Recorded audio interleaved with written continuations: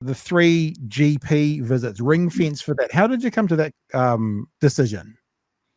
Well, ultimately, we need to make sure that, when people ask us, well, if you're going to tax us more, we want to know what you're going to spend it on. And clearly comes through so strongly over the last year. People are really concerned about the health system. Even more so, we've been asking people to tell us your stories around, your GP visits and how much you're paying for them.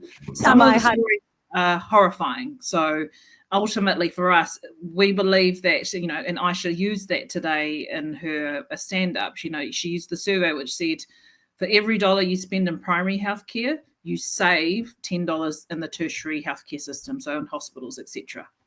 So get them at the preventative stage as opposed to waiting till the condition gets so bad that they need to be hospitalised, because that costs New Zealand and costs the economy more.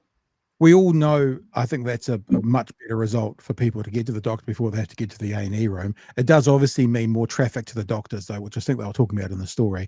It does mean that we have anecdotal stories at the moment of people having to wait 2 weeks to get to their doctor. How do we address the already apparent doctor shortage with people now, thankfully, having easier, well, not now, but if it passes, easier access to get to their GP? Yeah, so Aisha, what was cut out of the story was she had actually not just announced the new Medicare with the three visits. She also went through a couple of initiatives that she had been working with general practice representatives, which would actually help them free up some capacity.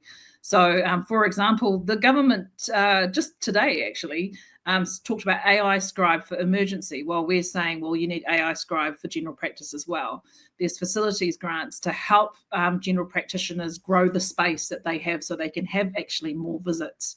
And so she's talked about the workforce, nurse practitioners, the ability for us around, graduate doctors being able to support them into getting into their first practices. So there was a whole list of different policies that she'd put out as part of this as well.